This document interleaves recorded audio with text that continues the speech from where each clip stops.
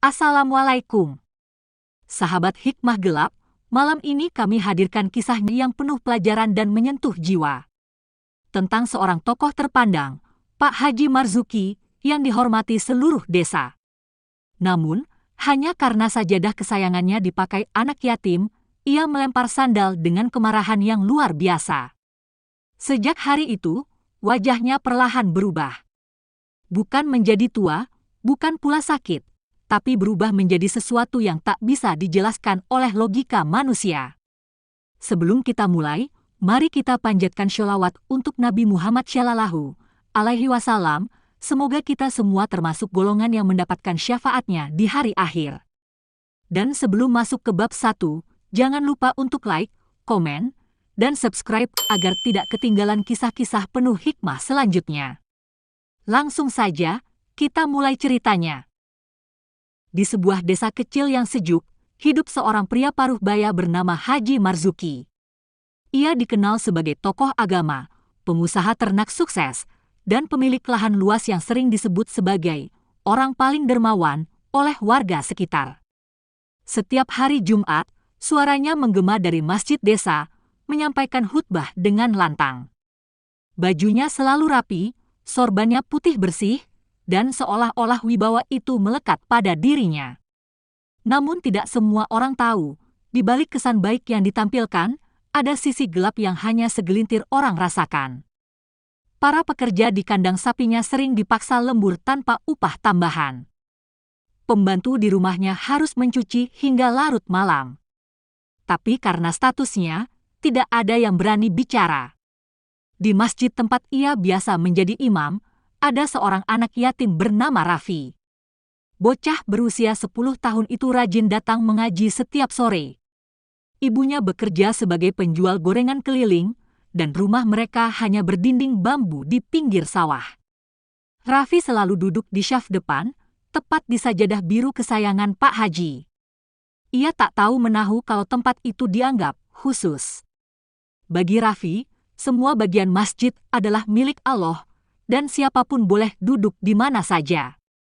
Ia hanya ingin dekat dengan guru ngajinya. Pada suatu sore, masjid mulai ramai oleh anak-anak mengaji. Pak Haji datang terlambat, wajahnya tampak letih. Ia baru saja kembali dari perjalanan bisnis di kota. Ketika masuk ke dalam masjid, matanya langsung tertuju ke arah depan.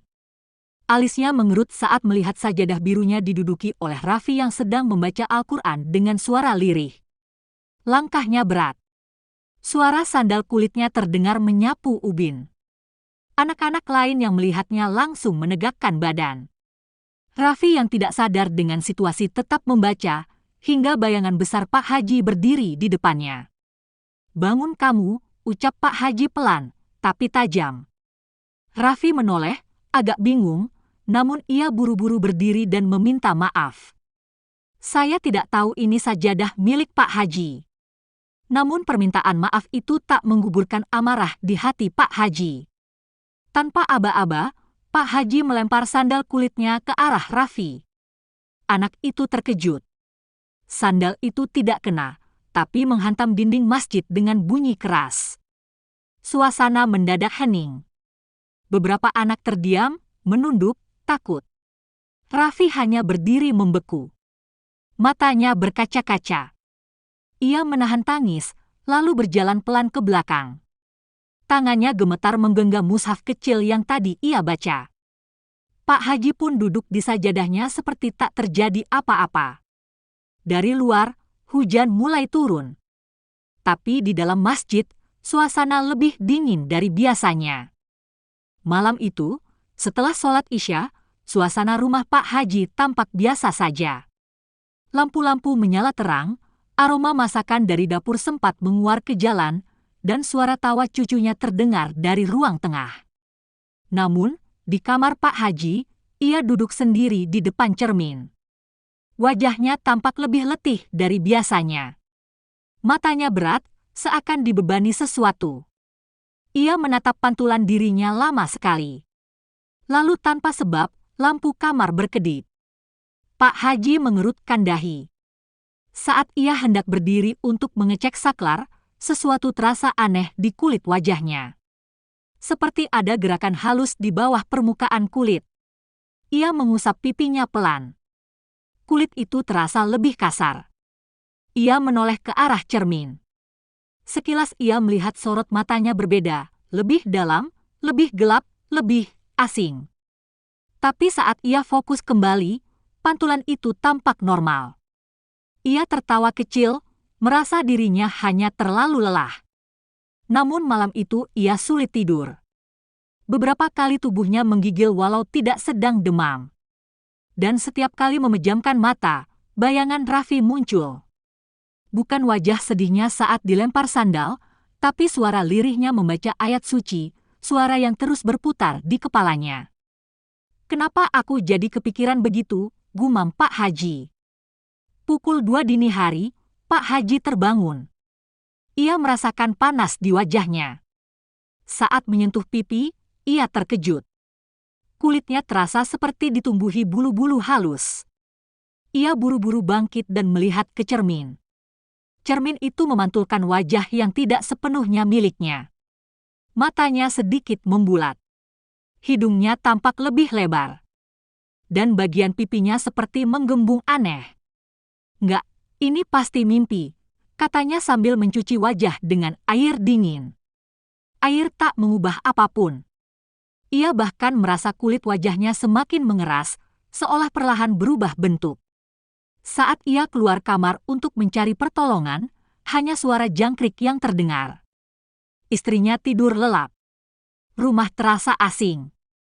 Bahkan hewan peliharaannya, seekor kucing tua yang biasa tidur di teras, kini menghilang. Ia berdiri di bawah cahaya lampu ruang tengah. Bayangan tubuhnya di lantai tampak aneh. Bagian kepala membesar. Rahangnya menonjol. Tangannya sedikit membengkok. Ia menutup mulutnya dengan kedua tangan, seolah ingin menahan sesuatu agar tidak keluar. Dan di saat itulah, dia sadar. Bukan hanya wajahnya yang berubah, tapi ada sesuatu di dalam dirinya yang mulai rusak. Perlahan, tanpa suara, tanpa bisa dilawan. Keesokan paginya, suara adzan subuh menggema seperti biasa. Namun Pak Haji tidak datang ke masjid. Ini mengejutkan warga. Sudah puluhan tahun ia menjadi imam tetap, dan tak pernah sekalipun absen kecuali sedang safar. Di dalam rumah, Pak Haji mengurung diri. Ia mengenakan sarung dan baju koko, duduk di pojok kamarnya sambil menatap jari-jarinya yang mulai berubah bentuk. Kuku-kukunya memanjang tak wajar, dan ruas jarinya menebal, seperti tangan hewan. Ia bungkus wajahnya dengan sorban, takut dilihat siapapun. Suara ketukan pintu terdengar. Itu suara istrinya, Bu Lilis. "Abi, kenapa nggak ke masjid?" tanyanya dari luar. Pak Haji hanya menjawab singkat. "Kepalaku pusing." Padahal bukan hanya kepalanya. Seluruh wajahnya terasa seperti sedang ditarik oleh sesuatu dari dalam. Di cermin kamar mandi, sorot matanya sudah tak seperti kemarin. Bola matanya membesar, dan kelopak matanya turun, memberi kesan lesu yang tak biasa. Malam sebelumnya kembali terbayang. Saat ia menatap Raffi dengan amarah, saat sandal itu melayang, saat tubuh kecil itu mundur dengan wajah kecewa. Entah kenapa, perasaan bersalah itu sekarang menggigitnya tanpa henti. Di luar rumah, warga desa mulai berbisik.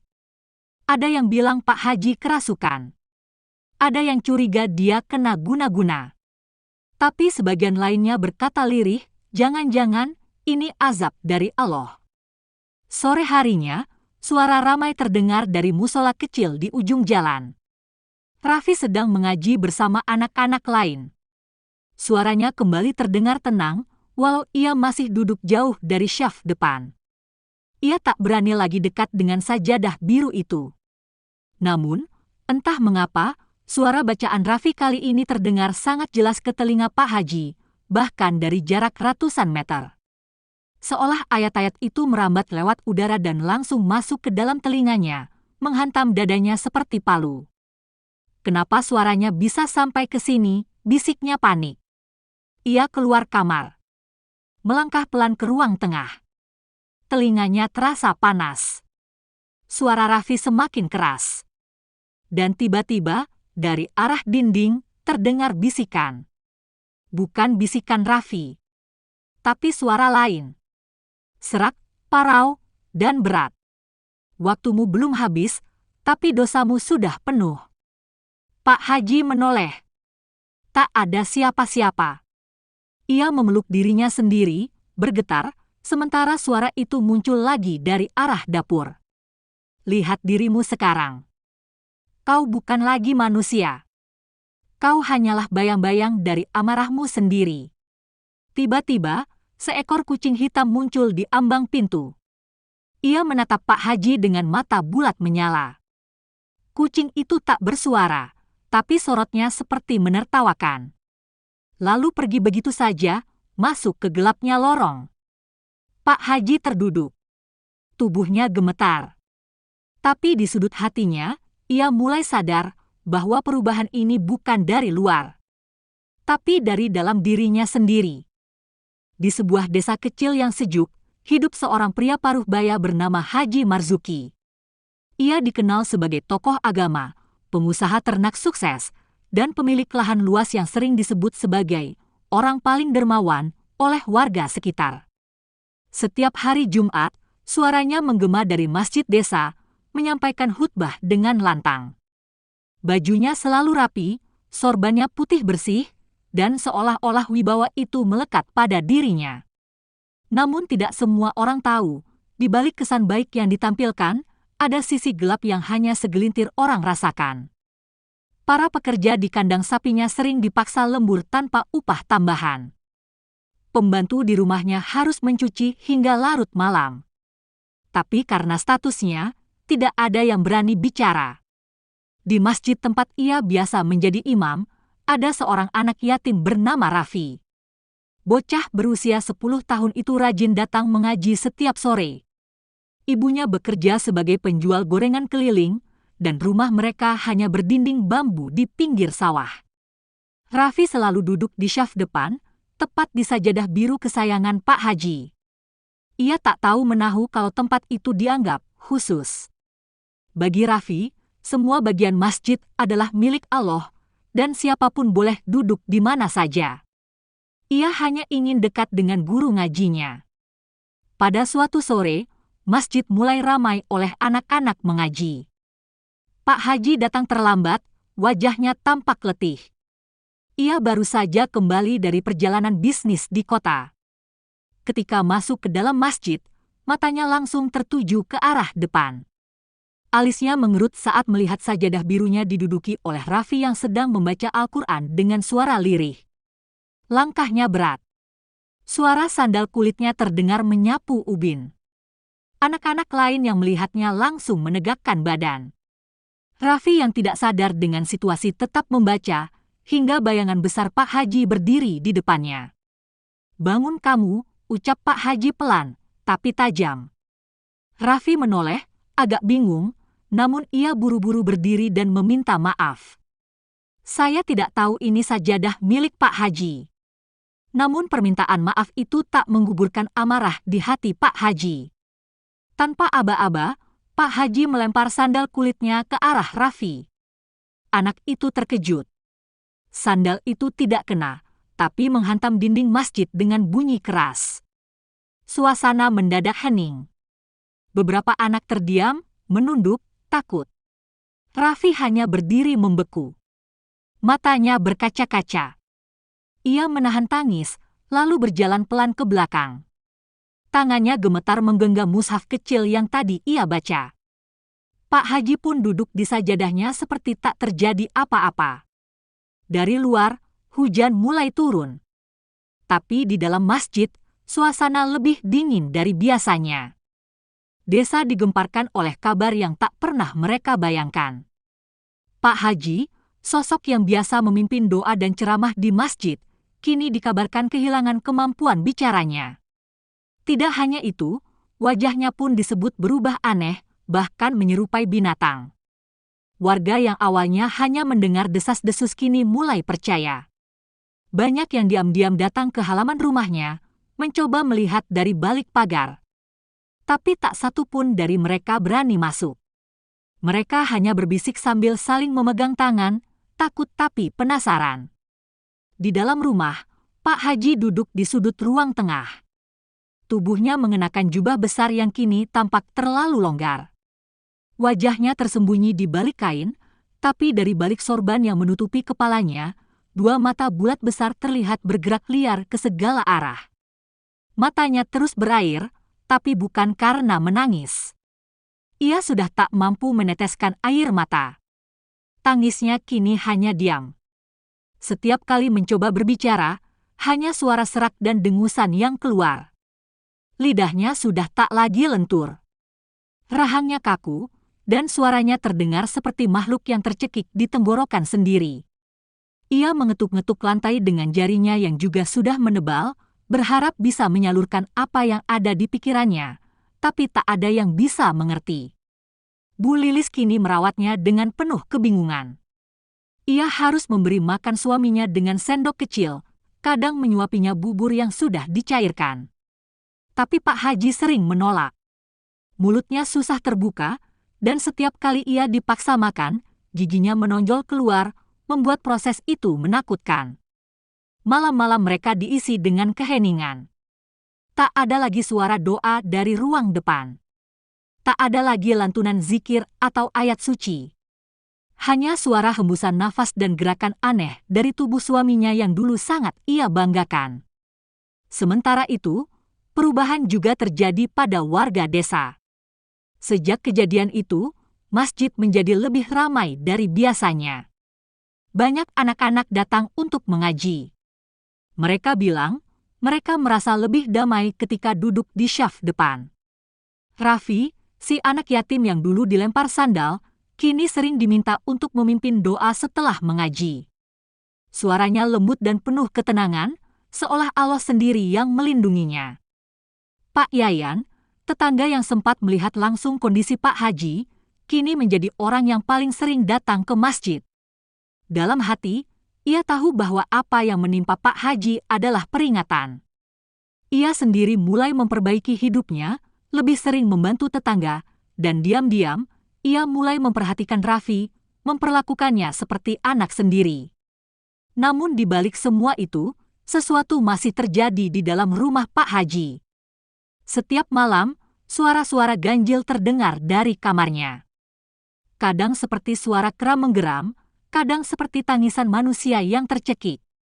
Dan anehnya, setiap kali azan dikumandangkan, tubuh Pak Haji menggigil hebat, seperti terbakar oleh suara panggilan itu. Hari demi hari, ia semakin kehilangan kendali atas tubuhnya. Tangan dan kakinya mulai bergerak sendiri. Gaya duduknya tak lagi seperti manusia. Bahkan saat tidur, ia membungkuk seperti makhluk yang sudah lupa caranya menjadi manusia. Pagi itu, langit mendung menggantung rendah di atas desa. Udara terasa lebih berat, seakan bumi sendiri menahan napas. Bu Lilis keluar dari rumah dengan mata sembab. Ia berjalan ke warung dekat masjid, membeli kebutuhan sehari-hari seperti biasa. Namun, wajahnya tak bisa menyembunyikan kecemasan yang mendalam. "Bu, gimana kabar Pak Haji?" tanya seorang ibu-ibu yang sedang menimbang beras. Bu Lilis hanya menjawab dengan suara pelan, "Masih begitu." Tak banyak yang bisa ia jelaskan. Warga sudah tahu, dan mereka hanya menunggu, tanpa tahu apa yang sedang mereka tunggu. Menjelang zuhur, kabar beredar dengan cepat. Pak Haji terlihat keluar dari rumah. Ia berjalan perlahan ke arah masjid. Suaranya tak ada, tubuhnya lebih membungkuk dari biasanya, dan kain panjang yang ia kenakan nyaris menyapu tanah. Beberapa anak-anak kecil yang sedang bermain menghentikan aktivitas mereka. Mereka menatap dengan mata lebar. Sosok yang berjalan di depan mereka bukan lagi Pak Haji yang mereka kenal. Langkahnya tak wajar. Tangannya menggantung ke depan, dan wajahnya benar-benar telah berubah. Warga yang melihatnya mulai berdatangan. Mereka berkumpul di tepi jalan, berdiri di halaman masjid, mengamati dari balik pagar. Tak ada yang berani mendekat, namun tak seorang pun bisa mengalihkan pandangan. Wajah Pak Haji kini penuh bulu kasar, kulitnya menggelap dan berkerut. Hidungnya lebar dan pipinya menonjol. Bentuk mulutnya telah menyempit dan menjorok ke depan seperti moncong. Tidak ada lagi sisa-sisa kemanusiaan yang mereka kenali dari sosok itu. Ia bukan hanya berubah rupa, ia berubah wujud. Pak Haji berdiri di depan masjid. Kepalanya menunduk. Suara adzan berkumandang dari dalam pengeras suara, menggema ke seluruh desa. Namun tubuhnya menggigil hebat, seperti seseorang yang sedang menahan rasa terbakar di sekujur kulit. Tiba-tiba, ia mengangkat wajahnya ke arah menara masjid. Matanya yang membesar menatap tajam.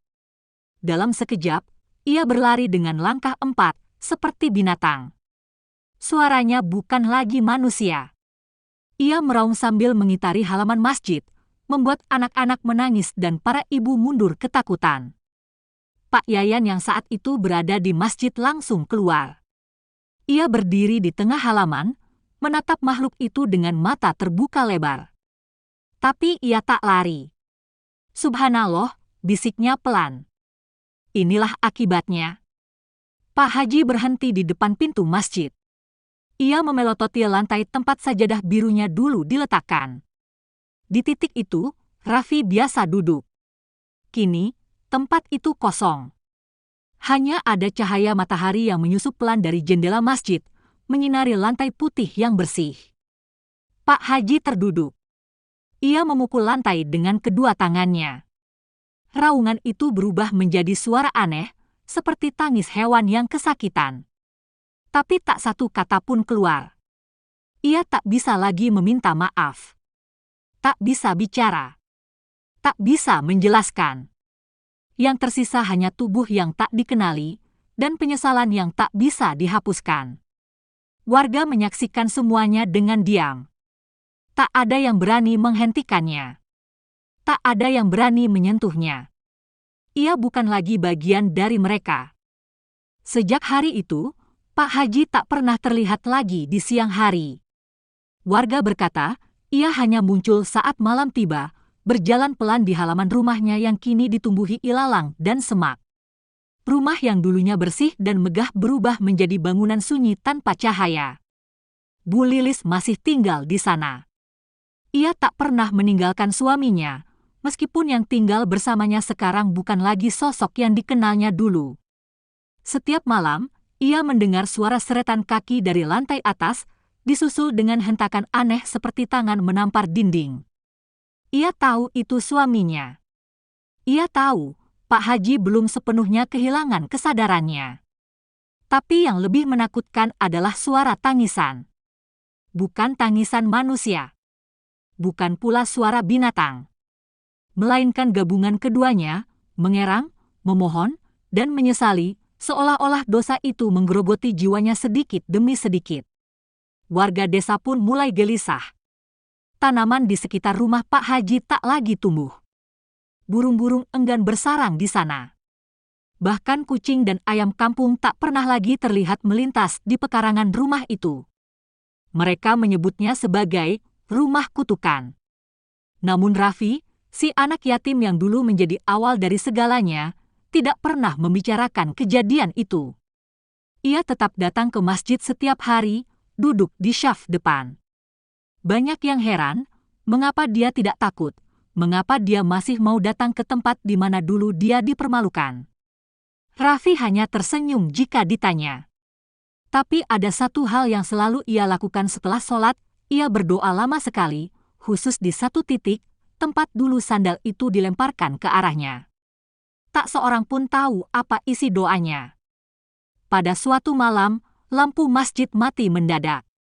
Desa gelap gulita karena listrik padam. Warga mulai menyalakan lilin.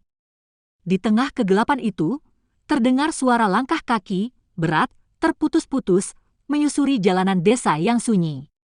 Seorang anak kecil mengintip dari jendela. Ia melihat bayangan besar melewati gang sempit di dekat rumahnya. Tubuhnya bungkuk, jalannya miring, dan ada sesuatu yang menggantung dari tangannya, seperti tasbih besar, atau mungkin hanya rantai tua yang berkarat. Beberapa warga mengaku mendengar suara itu menuju masjid. Tapi tak ada yang berani keluar untuk memastikan. Keesokan paginya, pintu masjid terbuka lebar. Sajadah di syaf depan basah oleh tetesan air. Di lantai, ada jejak kaki besar yang tak bisa dijelaskan asalnya. Jejak itu tidak seperti kaki manusia, tapi juga bukan telapak binatang biasa. Ada bulu-bulu halus yang tertinggal, dan aroma aneh yang menyengat. Raffi datang lebih awal dari biasanya. Ia melihat semua itu, lalu tersenyum kecil. Ia tidak terkejut. Ia hanya menatap sajadah itu, lalu duduk di tempat biasa. Ia mulai mengaji dengan suara lembut. Tak lama, beberapa anak lain datang dan duduk di belakangnya. Masjid kembali ramai. Tapi di luar, dari balik pepohonan yang gelap, ada sepasang mata besar yang mengamati. Tidak mendekat, tidak pula pergi. Hanya menatap, diam, menyaksikan dari kejauhan, dengan wajah yang tak lagi seperti manusia, tapi dengan sisa hati yang masih ingin kembali menjadi manusia. Kisah ini mengajarkan kita bahwa kedudukan dan kehormatan di mata manusia tidak akan menyelamatkan siapapun dari murka Allah, jika hati telah diselimuti kesombongan dan kezaliman. Betapa sering manusia terpandang lupa bahwa orang yang tampak hina di dunia bisa jadi jauh lebih mulia di sisi Allah. Anak yatim adalah amanah, bukan beban. Mereka bukan sekadar makhluk kecil tak berdaya, tapi ujian nyata bagi siapapun yang masih memiliki hati. Menyakiti mereka, baik dengan kata maupun tindakan, bukan hanya dosa sosial, tapi juga dosa spiritual yang bisa membawa azab, bahkan dalam kehidupan dunia sebelum akhirat. Dalam Al-Quran, Allah berfirman, "Tahukah kamu orang yang mendustakan agama? Itulah orang yang menghardik anak yatim." Quran Surat Al-Ma'un 1-2, dan dalam sebuah hadits, Rasulullah Shallallahu Alaihi Wasallam bersabda, "Sebaik-baik rumah kaum muslimin adalah rumah yang di dalamnya terdapat anak yatim yang diperlakukan dengan baik. Dan seburuk-buruk rumah kaum muslimin adalah rumah yang di dalamnya terdapat anak yatim yang diperlakukan dengan buruk." H.L. Ibnu Majah, No. 3679, jangan tunggu kehilangan suara untuk mulai mengingat Allah. Jangan tunggu wajah tak dikenali untuk baru mulai berbenah diri. Selama masih diberi waktu, marilah kita lembutkan hati dan muliakan mereka yang telah ditinggalkan oleh pelindungnya. Sekian. Assalamualaikum.